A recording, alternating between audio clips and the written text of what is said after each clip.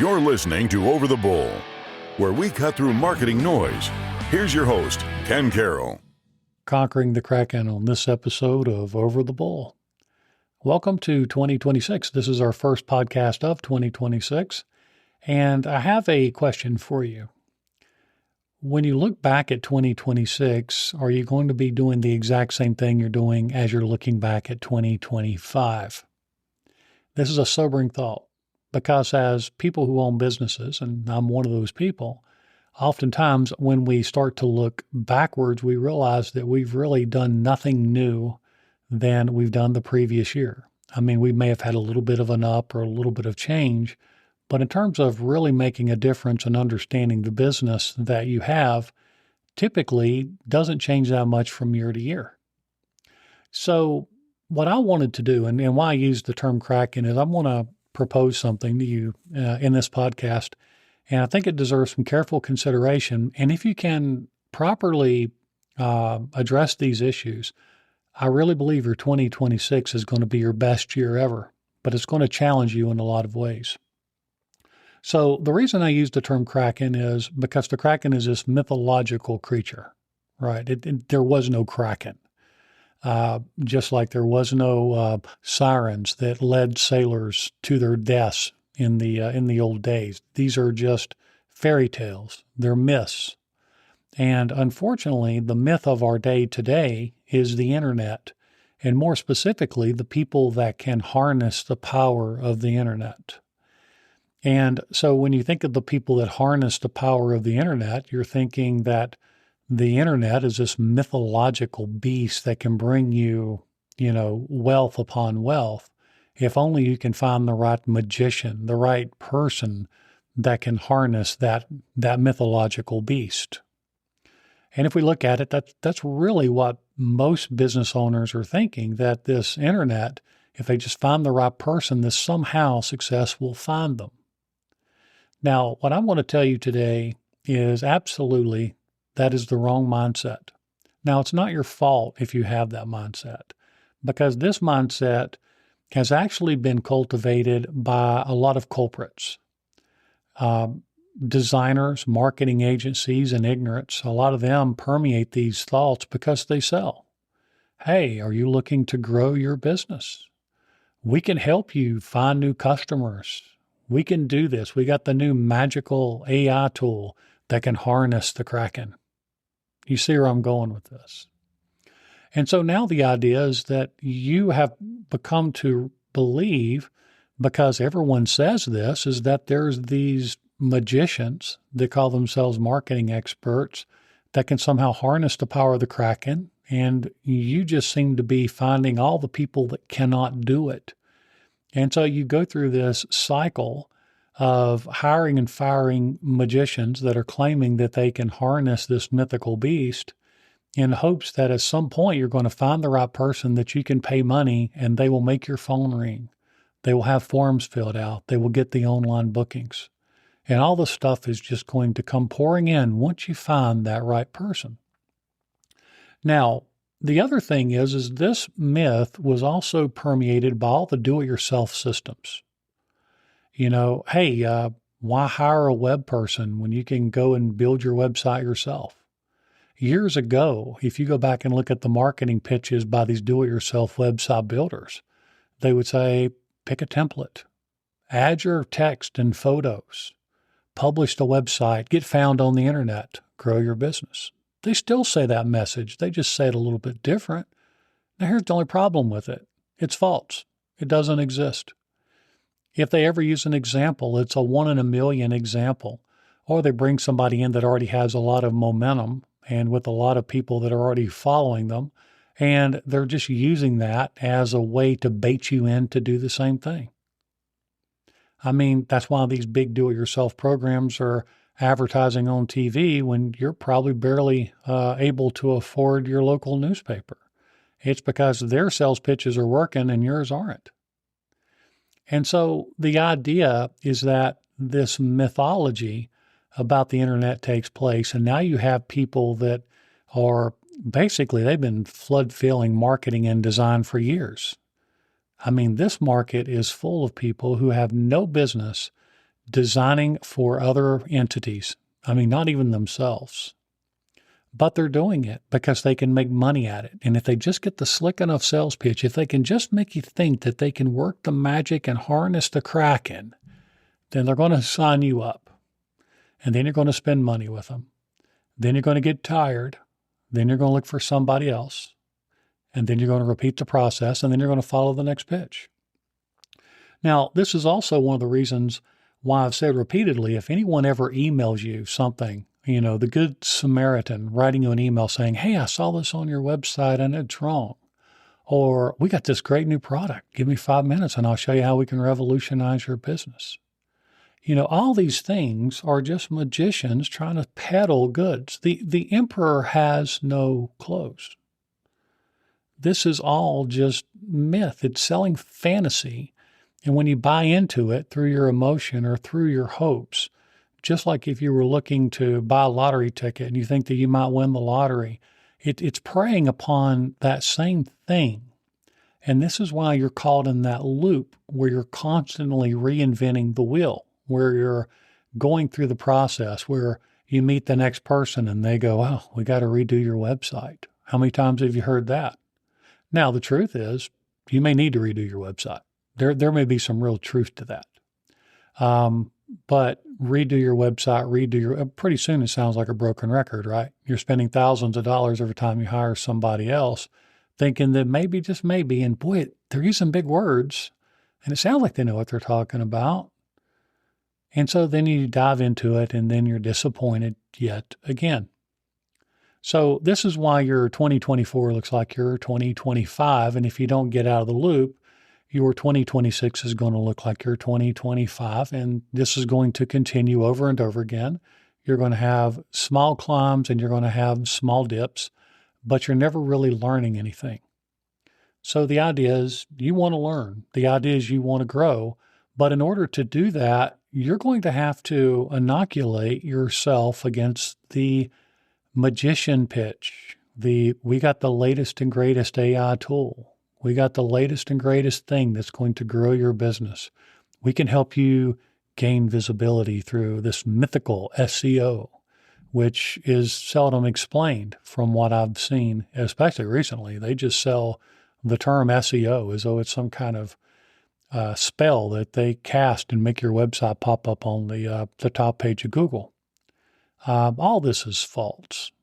And unfortunately, because it's a complex subject, a lot of business owners just simply fall for it hook, line, and sinker, cross their fingers, hope for the best, or they go based upon a referral from somebody else and they're not really tracking their marketing. And so they have no idea if their magician's doing any better than your magician. So the idea is to get away from the illusion, the Kraken, the ideas, the hopefulness, the emotions that come along with it, the fear of missing out when someone says they've got the greatest tool for your industry and it's going to bring people clamoring to your door. You have to resist that. And, and they put it at price points. I mean, let's face it, they put the price points out there where you look at it and you go, well, it's just a few dollars. And if it works, I mean, the reason I'm saying these things and the reason this resonates with you is because I work with business owners all the time. I see it.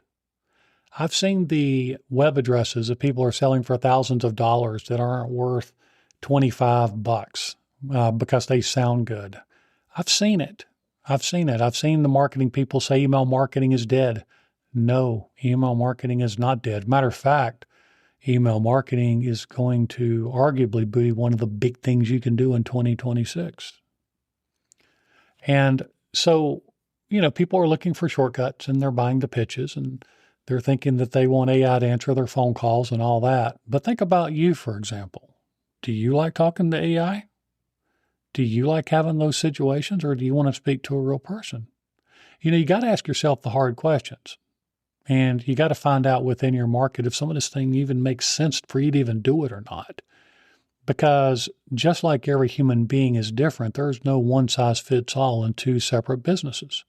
What's an advantage for you may not be an advantage for someone doing the exact same thing you're doing in your area.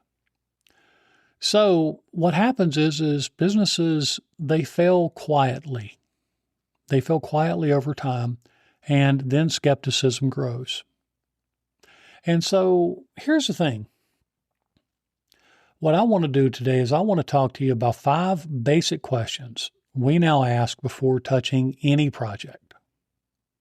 And if you're being asked these questions, then I think what it can do is help you maybe find out if your marketing people are selling you marketing or are they selling you magic. Now, before we get into those questions, let's talk about your business. So let's break it down very fundamentally. You have a business. You're offering products or services that you want people to purchase. Now, they may be consumers, the regular general public, or it could be other businesses. So you have something that you want to sell to other people that they can use, and you're hoping that it's in a good place where people want it. Now, the reason people want to use your products and services are things that are special to your business. And so the idea is to understand what's unique about your business and understand the basic concept that if your business has qualities that people want and it offers a service that isn't like everybody else's services and is properly positioned, then you have an opportunity for success. Now, what you think is good about your business may not be at all what's really good about your business. So here's the first hard question. If you're hiring a marketing firm to represent your company and your advantages and what's good about your company, and they don't fully understand your value proposition and what you believe is good about your company, then you're trusting them to guess about what's good about your business. Not only are you paying them to guess what's unique about your business, but they could also misrepresent your business. They may say things that aren't true. Now, this doesn't mean simply a very cursory conversation. That's not what this means. There are some strategic questions you can ask to kind of draw out the strategic advantages that you have with your business. And then the role is to actually identify the problem that we're trying to solve. And we're trying to see if what your position is in the market can actually work. Okay, so let me say that in a little more common language. You have a value proposition for your business. You believe that people are doing business with you for a certain reason. The question is, are you right? Is that true? And if it is true, can you put in all the pieces to make that to where people understand that in a way where they would want to do business with you if that's true? And if that's not true, then what needs to change? Okay, so clarity is knowing the real problem before ever choosing a tactic on how you're going to market and design and all these other things.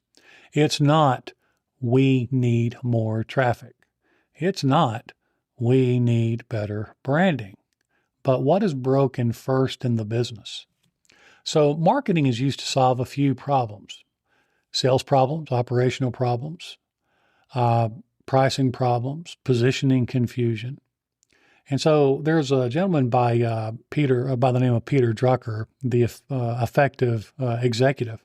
And one of his quotes is, "There is nothing so useless as doing efficiently that which should not be done at all." So if the problem is misdiagnosed, efficiency just accelerates the waste. So what I mean by that is you've got to understand your business, and you just don't want to pay somebody just because if you're an electrician, they do electrical websites, because they don't understand you. They don't understand your environment, and they're not properly setting up and going, okay, we're testing this theory out based on this discussion, and we want to know if that's true or not. We want to know if that's actually a competitive position, or if it's your perception of that, that's the wrong thing. You see, there's a big difference there.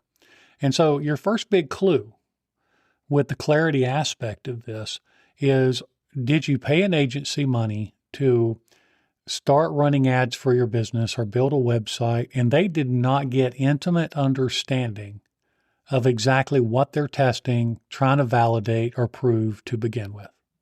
Now, my guess is pretty much every one of you are going to say that that did not happen. Or if it did happen in some way, it didn't happen where it's robust enough to fully test out the theory. Now, if it is, then great. Let's move on to the next one. Now, the next thing is let's talk about landscape. So, do you understand the environment? So, what is landscape? Landscape's understanding your competition, the saturation, and alternatives. So, plainly said, what other options are out there for people looking to buy what you offer? How saturated is the market? Did it increase? Did it decrease? Is there something out there that's new and innovative that's starting to take away a little bit of your business? What are the alternatives? Are there some do-it-yourself systems out there that maybe people shouldn't even think about doing, but maybe some people are peddling those as packages? And so the idea is to really understand the landscape. It's not just who else does this, but how crowded is attention? How educated is the buyer? What substitutes exist? Now, common failures, acting like you're competing in isolation, or assuming effort equals differentiation. That's not true. Okay. Acting like you're competing in isolation, meaning that if you think that when someone's looking for your services, that they don't back out and look for other options and they don't do comparisons, then you're fooling yourself. I mean, if you're selling a product that can be sold on Amazon and people can buy it with their points, and you're not making yourself differentiate in some way because they're conditioned to buy those on Amazon, you're going to fail. It doesn't matter what you do because people are used to buying it. Just like with vacation rentals. If people are used to using things like Airbnb and you're not on Airbnb, they may never buy from you because they trust and they know that they can trust their money and their credit card information with that company because they always use them. You see, you've got to understand exactly what's going on in the market. So here's another quote. This is from Michael Porter, and he's with Competitive Strategy. If you don't know who you're competing against, you don't know who you are.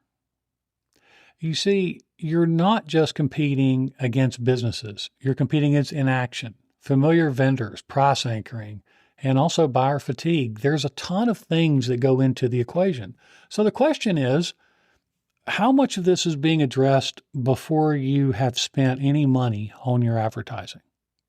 Have they just jumped right in? Did they really ask these questions? Did they look beyond the competitors? Did they see what else is available? Have you offered your insight into that? Have they asked for your insight into that? Have they said, okay, offer me some clarity here. What do you think makes this different? Okay, so then let's talk about evidence. This is the next one. Now, evidence is cause and effect. It's not dashboards. Okay, I get these dashboards.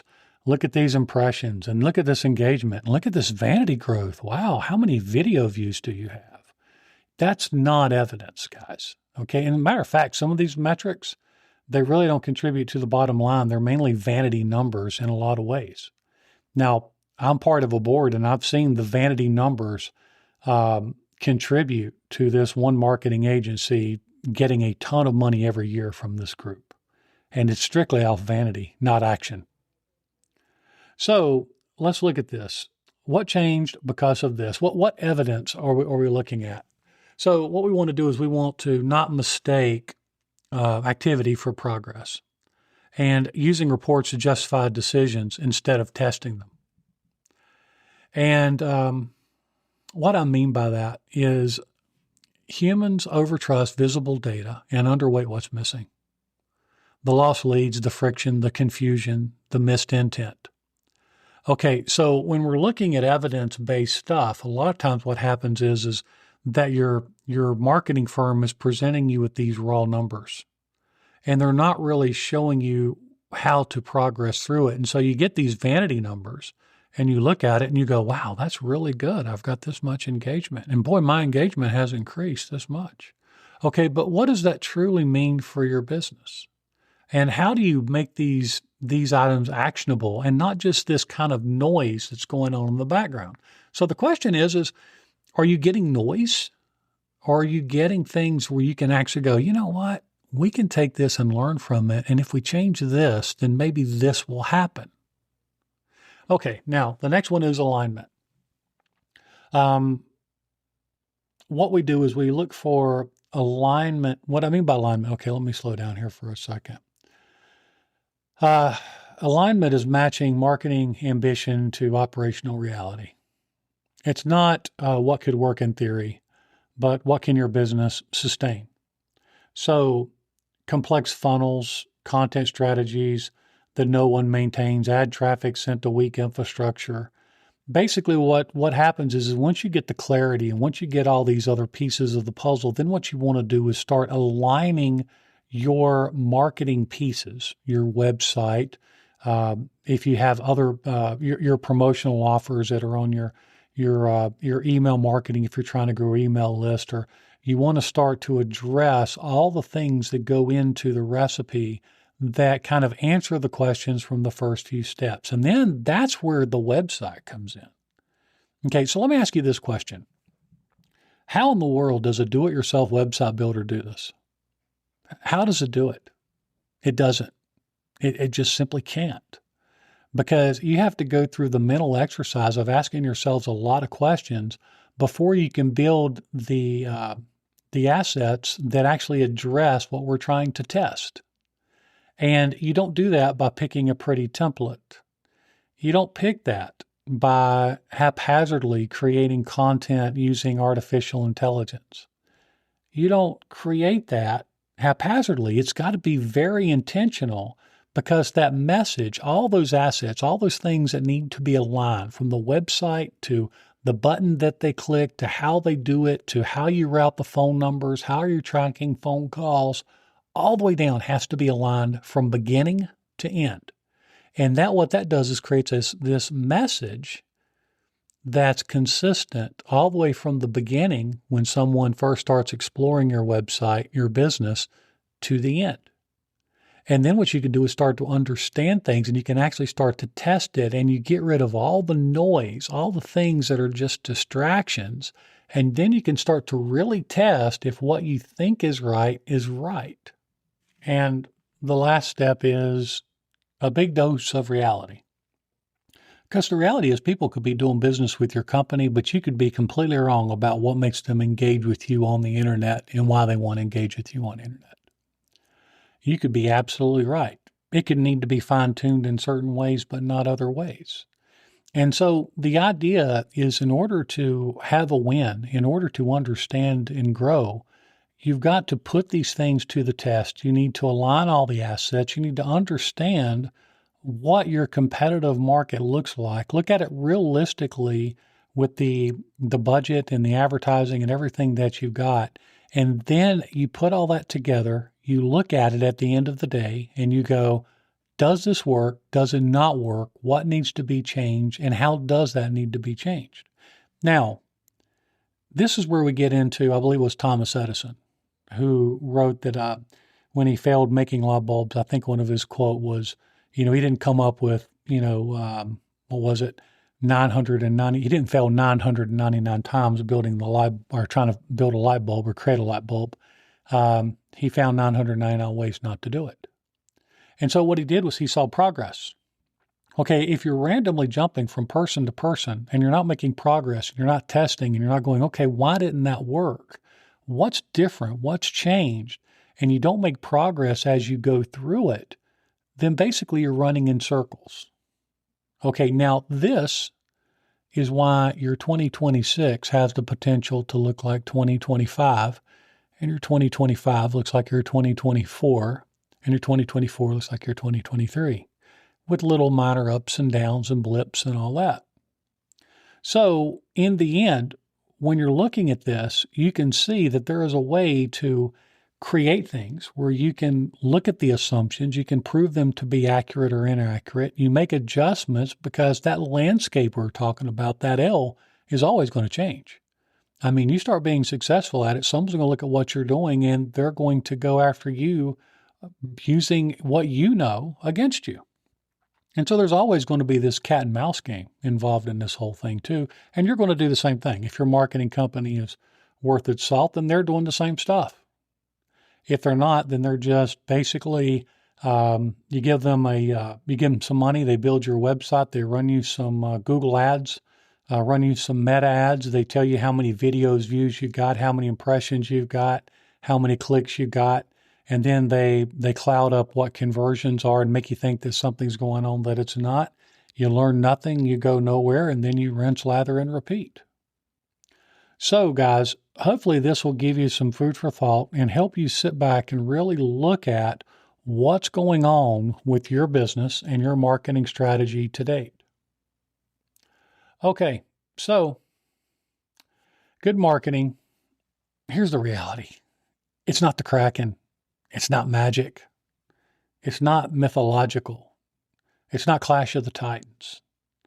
Okay, good marketing, it does not feel exciting. It can feel mundane. It can feel like you're walking in mud sometimes because you're building all these pieces and it just feels like it's just not exciting. But you know what? This is where your growth is real.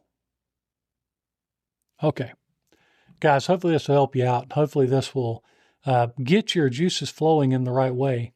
If you're interested in a free consult at integrisdesign.com, we do have limited room at integrisdesign.com. And so if you want a free consult, feel free to jump over to integrisdesign.com, book your free consult, and maybe we can get connected and talk a little bit about your business and what may be holding you back for having your big year in 2026. All right, until we meet again, God bless. This is Over the Bowl. Thanks for tuning in to Over the Bowl, brought to you by Integris Design, a full-service design and marketing agency out of Asheville, North Carolina. Until next time.